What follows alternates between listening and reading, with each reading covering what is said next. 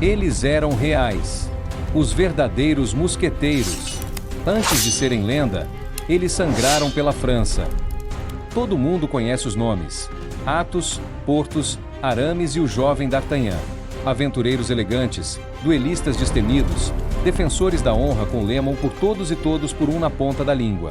Mas e se eu te dissesse que a ficção, por mais brilhante que seja, é apenas a sombra da história real?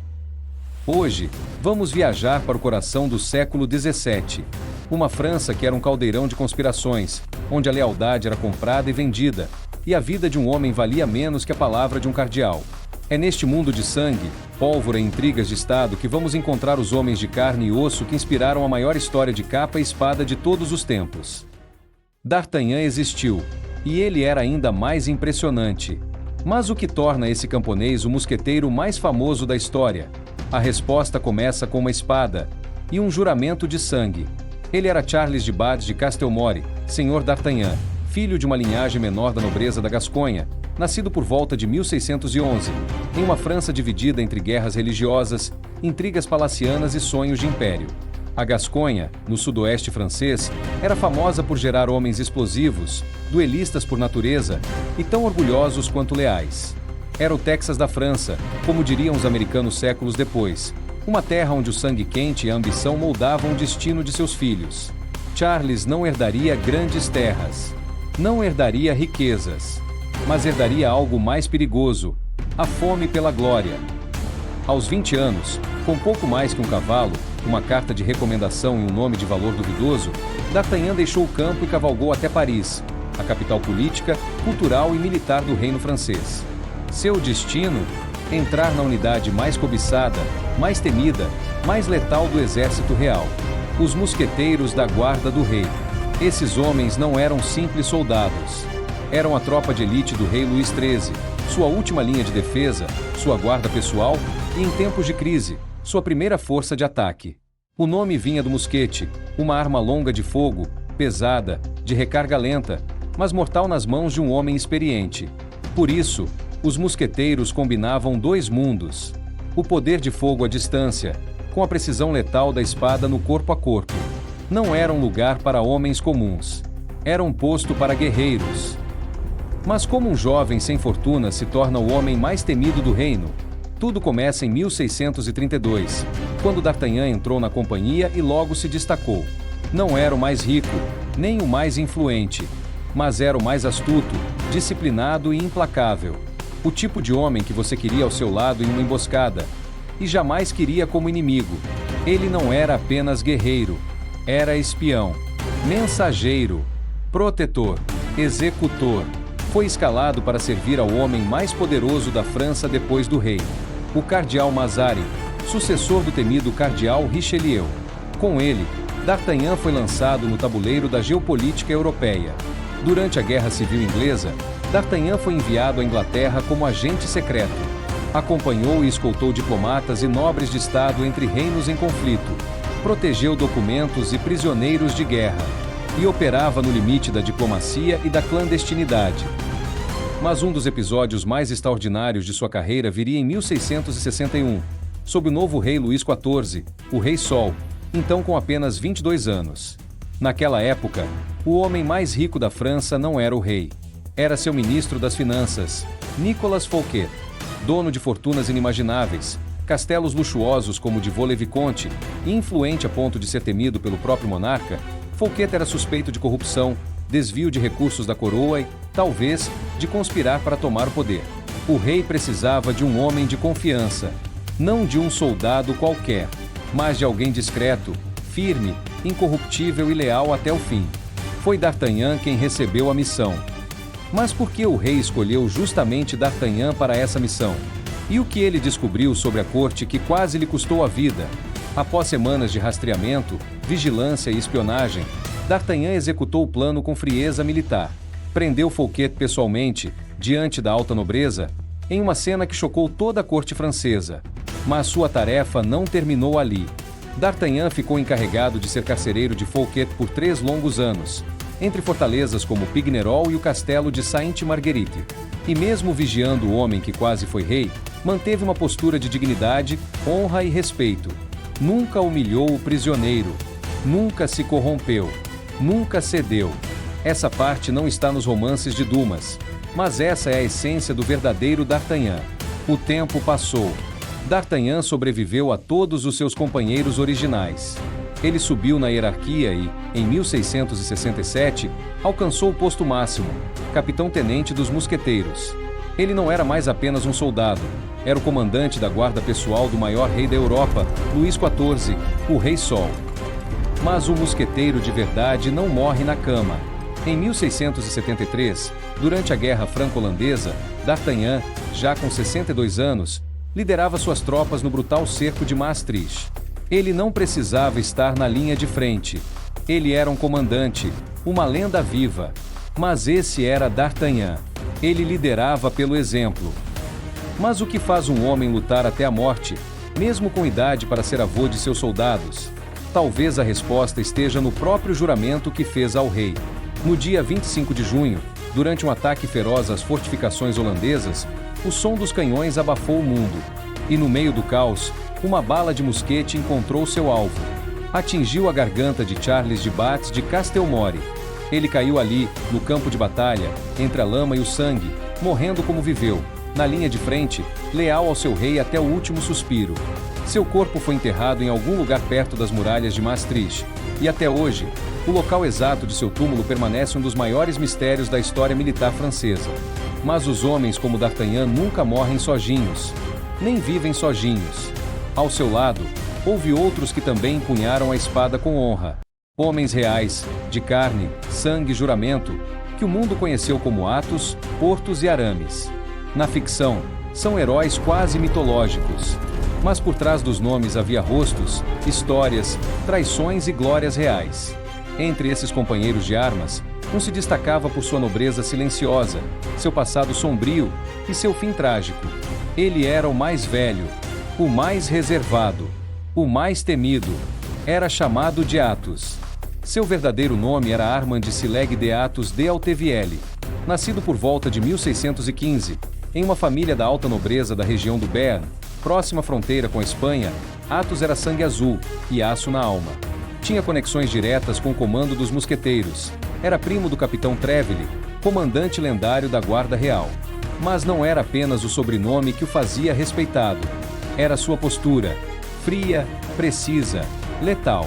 O tipo de homem que fala pouco e fere com uma só estocada. Segundo registros do Arquivo Nacional Francês, ele serviu com D'Artagnan por volta de 1640, mas seu destino foi curto demais para uma vida de glórias. Em dezembro de 1643, aos apenas 28 anos, Athos caiu em um duelo em Paris. Alguns dizem que foi uma emboscada, outros que foi honra mal resolvida. Não morreu em campo de batalha, mas em uma rua escura, como tantos nobres da época. Seu corpo foi enterrado sem pompa, mas a aura nobre e trágica de sua morte, tão cedo, tão injusta, foi exatamente o que inspirou Alexandre Dumas a criar o melancólico e estoico Athos da ficção. Um homem ferido por dentro, com passado que nunca se revela por completo. E assim, a morte esquecida de um espadachim real se tornou eternidade nas páginas da literatura. Mas nem todos os mosqueteiros carregavam sombras no coração. Alguns viviam como se a vida fosse um grande banquete, feito de vinho, luta e gargalhadas. Porthos era assim, um gigante alegre, um furacão de força e vaidade. Na vida real, Porthos era Isaac de Portal. Nascido em 1617, também no Béarn, Isaac vinha de uma linhagem protestante da pequena nobreza local. E aqui, a ficção acerta em cheio. Ele era um gigante de verdade. Alto, robusto, barulhento, carismático e de riso fácil. O tipo de homem que entrava numa taverna e fazia todos levantarem a taça. Mas por trás da bonomia, havia um guerreiro feroz. Isaac de Portal serviu como mosqueteiro no mesmo período de D'Artagnan. Participou de expedições no norte da França, nas guerras contra os Habsburgo e de duelos que marcaram seu nome entre os mais respeitados. Mas seu fim não foi trágico, e talvez por isso mesmo, seja ainda mais valioso. Diferente de tantos heróis que caem na espada, Porthos sobreviveu.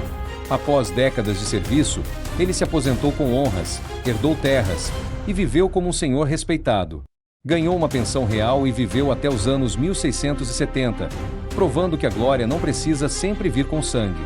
Dumas o eternizaria como Porthos, o mosqueteiro fanfarrão, leal até o fim, que quebrava portas com os ombros e corações com um sorriso. Mas atrás do exagero, havia a alma verdadeira de um mosqueteiro, corpo de aço, coração de ouro. Mas nem todo guerreiro carrega a espada do mesmo jeito. Alguns lutam em silêncio, com os olhos voltados para o céu e os pés fincados no campo de batalha. Entre eles, um intrigava a todos. Brilhante, religioso, um homem dividido entre dois mundos. Aramis, a fé e a lâmina. Nascido entre 1610 e 1613, também no Béarn, Aramides era outro primo do comandante Treville, mas seu sangue carregava mais do que espada, carregava fé. Henry era um abade leigo. Na prática, isso significava que ele recebia as rendas e o título de uma abadia, sem necessariamente ser ordenado padre. Ele era tanto um homem da igreja quanto da guerra. Esse paradoxo real, o monge espadachim, foi um prato cheio para Alexandre Dumas. Henry serviu como mosqueteiro e foi registrado em diversas campanhas. Tinha reputação de ser reservado, intelectual e extremamente hábil com a espada, mas também um homem de leitura, de retiros religiosos e de princípios fortes. Depois de anos de serviço, Aramides deixou as armas e assumiu integralmente sua posição religiosa na abadia de La Haye, que hoje é ainda lembrada no sudoeste francês.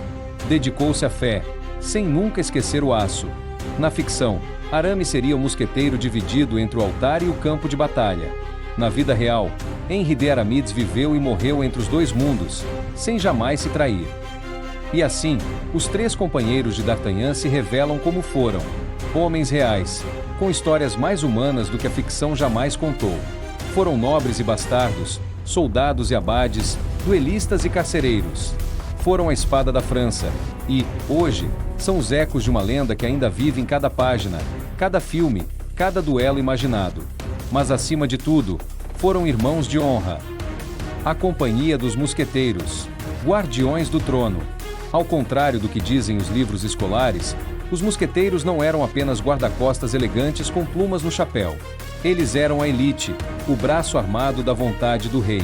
Oficialmente criados em 1622 por ordem direta de Luís XIII, os mosqueteiros do rei nasceram no coração de uma França instável, ameaçada por inimigos externos e rebeliões internas.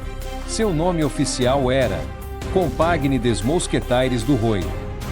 Mas o que esse nome carregava era muito mais do que pompa. Carregava sangue, segredo e sacrifício. O nome mosqueteiro não era apenas decorativo. Eles empunhavam um mosquete de mecha, uma arma de fogo longa, pesada e tão perigosa para quem atirava quanto para o alvo. Carregá-lo exigia força, usá-lo, precisão e sobreviver ao disparo. Sorte. Mas o mosquete era só o começo. Cada um deles trazia também uma espada fina, afiada como silêncio, e sabiam usá-la com técnica cirúrgica. E quando a pólvora falhava, era a lâmina que decidia o destino. Seu uniforme azul real com a cruz branca bordada no peito não era apenas belo. Era uma declaração. Eles defendiam o rei, até a morte. A sede dos mosqueteiros ficava próxima ao Palácio do Louvre, onde hoje desfilam turistas. Naquela época, era um reduto de aço, ordens e disciplina. Ali, nobres jovens da França inteira vinham em busca de algo que nem todas as heranças garantiam: honra, reconhecimento e uma chance de morrer por algo maior do que si mesmos. Entrar para a companhia era um privilégio quase divino. Só os melhores. Só os mais leais. Eles treinavam com esgrima militar, táticas de infantaria, espionagem e até etiqueta cortesã. Porque tão importante quanto a guerra era saber como se mover na corte. Mas os mosqueteiros não viviam de desfile. Eles foram enviados para missões no estrangeiro, como na Guerra dos 30 Anos, de 1618 a 1648, enfrentando os exércitos habsburgos na Alemanha. E quando o inimigo era interno, eles eram os primeiros a entrar em ação. Durante a Revolta da Fronda, de 1648 a 1653, uma guerra civil entre a nobreza e o governo, os mosqueteiros atuaram como linha de frente contra os próprios franceses. Protegiam o jovem Luís XIV, ainda um adolescente, de ser sequestrado ou morto. Lutaram em emboscadas noturnas, Protegeram castelos sitiados e realizaram prisões secretas sob ordens diretas do cardeal. Eles eram os olhos, os punhos e a sombra do trono. E apesar de tudo isso, apesar da pólvora, das conspirações, da glória e da morte, o que unia esses homens era algo mais profundo do que juramentos. Era a irmandade. Entre eles, nasceu uma frase que, embora romantizada depois por Dumas, carregava uma verdade simples e indestrutível: todos por um, e um por todos. Não era apenas um lema de guerra, era a única garantia que tinham. Porque no campo de batalha, ou nas vielas da política, ninguém sobrevive sozinho. Como Dumas transformou a história em lenda. Em 1844, o escritor francês Alexandre Dumas lançou Os Três Mosqueteiros. Mas o que pouca gente sabe é que ele se baseou em uma obra anterior, Os Memoires de Monsieur d'Artagnan, escritos por Gatien de Courteous de Sandras, um cronista do século XVII que misturava relatos reais com invenção. Dumas pegou aqueles fragmentos históricos e os transformou em pura magia. Adicionou humor, duelos, romance e conspirações envolvendo a rainha Ana da Áustria, o sinistro cardeal Richelieu e até o misterioso homem da máscara de ferro. Mas por trás da ficção, o esqueleto era real. D'Artagnan não era apenas um personagem. Athos, Porthos e Aramis não eram apenas nomes. Eles eram homens. Homens com cicatrizes, dúvidas e uma fé inabalável em uma causa maior. Serviram a um rei, protegeram uma nação e morreram antes que o mundo pudesse aprender seus nomes verdadeiros.